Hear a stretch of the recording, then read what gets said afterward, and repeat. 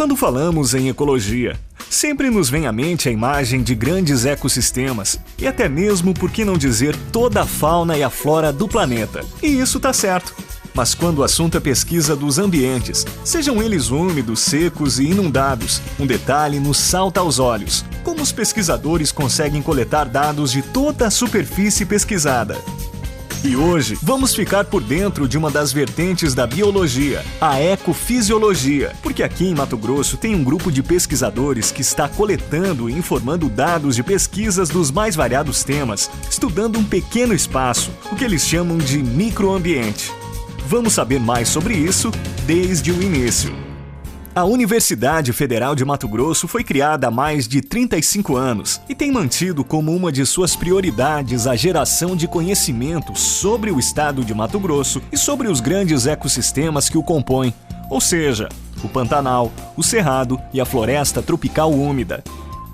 Com a criação da UFMT em dezembro de 1970. Por vários anos ela atuou fundamentalmente voltada para o ensino superior. Somente em 1988 foi criado o primeiro curso de pós-graduação na educação, na área de ciências naturais. O programa de pós-graduação em ecologia e conservação da biodiversidade foi criado em nível de mestrado em 1998, assim como o programa de pós-graduação em agricultura tropical. Em 2002, foi criado o Programa de Pós-Graduação em Física Ambiental. Esses programas são de fundamental importância para os alunos desenvolverem suas dissertações e suas teses em temas relacionados a projetos de pesquisa em andamento, sob a responsabilidade do orientador. Um grupo de professores, alguns dos quais já vinculados ao programa de pós-graduação em agricultura tropical, decidiu iniciar pesquisas científicas que tinham afinidades com alguns dos objetivos do LBA. Foi assim que alguns professores como Nicolau Priante Filho, o José de Souza Nogueira, o José Holanda Campelo Júnior, o Francisco de Almeida Lobo, entre outros, conseguiram uma parceria no exterior com o Dr. George Louis Verlaires, da California State University, San Marcos, com quem a partir de 1999 passaram a desenvolver pesquisas conjuntas. A minha experiência para trabalhar em Mato Grosso foi ótimo, porque Mato Grosso tem floresta amazônica, úmida, muito alta. Mato Grosso tem uma zona de transição entre as florestas muito úmido e florestas mais sazonal. Mato Grosso tem cerrado e tem Pantanal. Então, a biodiversidade dos vários ecossistemas é muito alto em Mato Grosso. Vários professores da física no UFMT montamos um projeto para medir o fluxo de carbono da floresta tropical na transição entre floresta do bacia amazônica e cerrado. Temos uma torre de 40 metros. Eu trazer muito equipamento lá para colocar na torre. E depois, muitos anos, muitos mais alunos, professores combinaram com esse projeto. Queremos entender os efeitos do clima, os efeitos do ambiental sobre a fisiologia das plantas. O foco dessa pesquisa para entender os efeitos das variações climáticas sobre a fisiologia das plantas, principalmente as plantas, para a produtividade das plantas, para sequestrar CO2 e carbono. Como resultado desse trabalho e a participação de mais professores, como Sérgio Roberto de Paula, Carlo Ralph de Muzis, Carmen Eugênia Rodrigues Ortiz, Luciana Sanches, Maria Cristina de Jesus Albuquerque Nogueira, Geraldo Lúcio Diniz, Shoso Shiraiwa, Peter Zeilofer, entre outros, criou-se o programa de pós-graduação em Física Ambiental em 2002. Em janeiro de 2004, um incidente praticamente paralisou a pesquisa. Além da grande distância onde a torre se encontrava, o técnico em eletrônica responsável pela manutenção e reparo dos instrumentos, Mauro Massal, faleceu e o projeto ficou sem ninguém capacitado para substituí-lo, deixando assim claro a necessidade de maior número de pessoas capacitadas na área de eletrônica. Assim, todos envolvidos no projeto tiveram que aprender a manusear os equipamentos para continuar a pesquisa.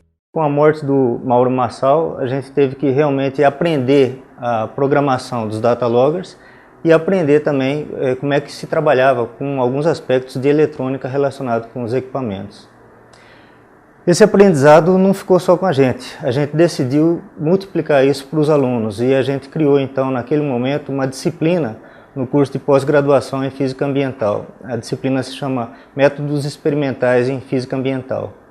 Hoje a gente tem inclusive uma disciplina adicional chamada de Instrumentação.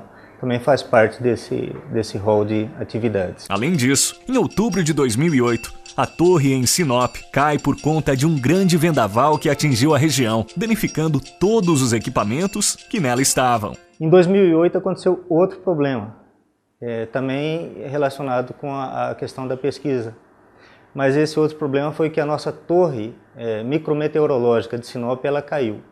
Houve um vendaval, caiu a torre e aí a gente ficou com um problema muito grave, porque nós não tínhamos outro sítio experimental de trabalho. E a gente já vinha há vários anos desenvolvendo trabalho lá em Sinop. A gente ficou preocupado porque a parceria com o professor George Vorlitz, lá dos Estados Unidos, ela se construiu com esse trabalho em Sinop. Então, nesse momento também a gente teve que tomar uma decisão muito rápida e a gente decidiu trazer alguns dos restos dos equipamentos que sobraram para Cuiabá, fazer uma avaliação deles, fazer novos projetos para buscar financiamento e conseguir comprar novos equipamentos e montar torres mais próximas aqui em Cuiabá. Então a gente tem uma agora na Baixada Cuiabana e 2 torres no Pantanal. Então, do ponto de vista de logística, para a gente ficou muito mais fácil. Esse foi um período decisivo para a pesquisa, onde teria continuidade ou não nos trabalhos. A gente teve que, em primeiro lugar, reaprender, ou quem não sabia, aprender como é que fazia para dar manutenção no equipamento, calibração de equipamento, programação de data logger, resolver problema de eletrônica. E, por outro lado, a gente realmente descobriu novos interesses e fizemos novas parcerias com esses novos sítios experimentais.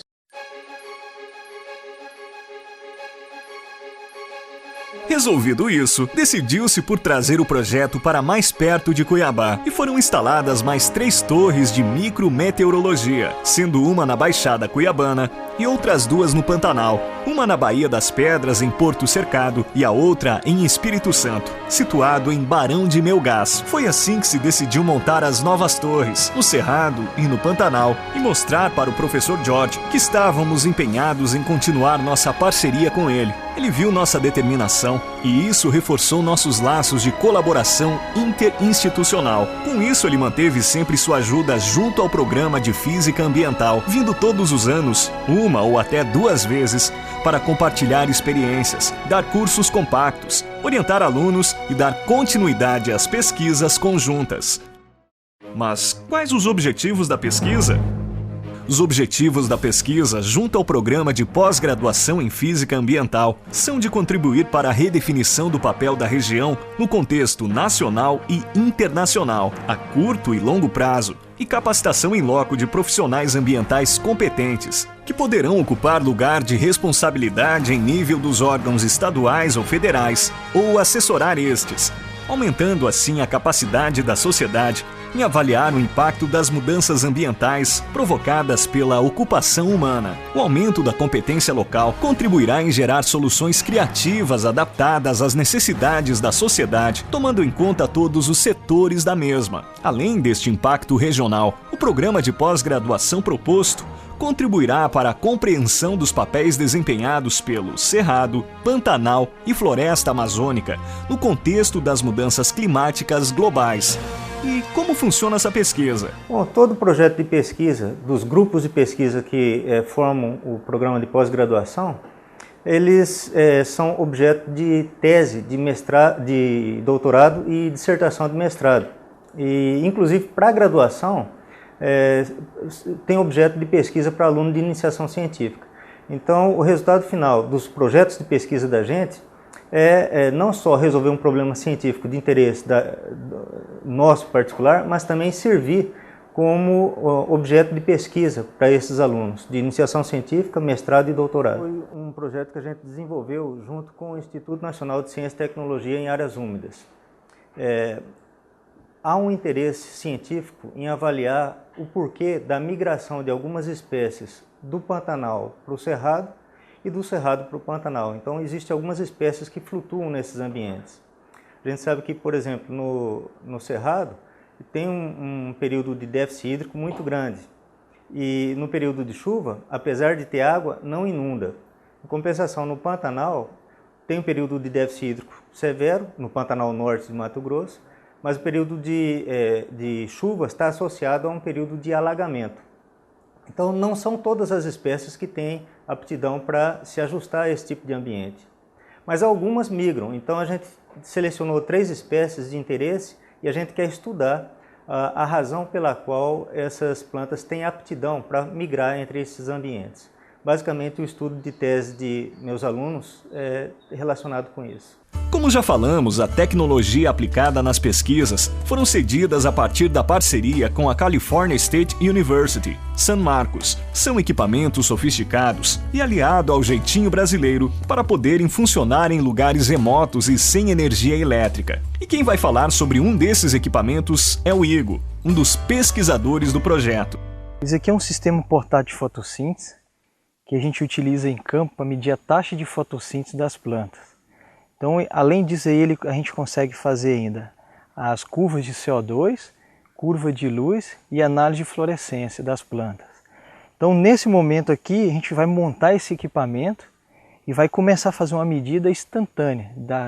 Nós vamos fazer o seguinte, nós vamos usar o CO2 que tem no ar, a luz que está chegando, a temperatura que está, e nós vamos simular então isso dentro dessa câmara e tentar ver qual que é a taxa de fotossíntese instantânea dessa planta que se chama cumbreto.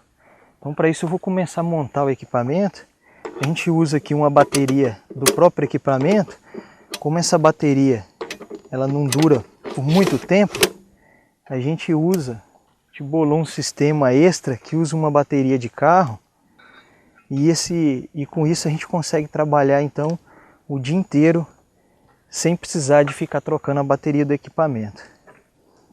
Aqui é só ligando esse cabinho aqui, ele está ligado a esse garrafão que a gente chama de buffer, que como a variação de CO2 na atmosfera, dependendo do horário, é muito instável, a gente utiliza isso aqui para homogeneizar então o gás, e aí assim a gente consegue ter uma variação, não tem tanta variação assim que chega dentro do equipamento. Esses cabos aqui, eles vão estar ligados à câmara onde que vai ficar a folha, e essas 2 mangueirinhas são então onde que vão passar as amostras de gás. Aqui é a parte da câmara onde que vai ficar a folha, dá para ver aqui ó, que tem um sisteminha ali dentro ali de um fiozinho onde que tem um termopar, esse termopar encosta na folha, e aí a gente consegue então medir qual que é a temperatura da folha. O que estiver chegando de radiação, ele vai receber isso daqui, vai ler e vai então lançar aqui dentro essa mesma quantidade de energia. Aqui do lado ele tem dois cilindros com química. Esse mais azul é o que retira umidade do ar, esse mais clarinho é que tira CO2. Então para a gente ter um zero, vamos dizer assim, para a gente ter sempre certeza dos valores que nós estamos simulando dentro dessa câmara, primeiro eu vou fazer uma calibração no equipamento. Então agora eu estou forçando o ar a entrar por dentro do químico que retira o CO2. Agora eu vou esperar que ele vai ter que chegar a 0. Agora falei para colocar a temperatura que está no ar. Agora eu estou pedindo aqui para fazer a energia que estiver chegando. Então ele vai fazer a medida que estiver chegando aqui vai estar simulando aqui dentro da câmara. Agora eu vou clipar a folha. Então eu vou colocar a folha com cuidado dentro da câmara. Agora eu vou esperar aqui, ó. O que a gente sempre, normalmente, os cuidados que a gente toma são o seguinte. Existe um delta de CO2, uma variação desse CO2. Então a gente sempre toma cuidado com essa variação do CO2, a variação da água, e fica olhando então qual o coeficiente de variação. Esse coeficiente de variação, normalmente a gente só faz a medida depois que ele está abaixo de 0,5. Bom, agora que eu esperei a planta se aclimatar, todas as variações que estão ocorrendo aqui fora estão ocorrendo dentro da câmara, então eu vou mandar o equipamento fazer 10 registros.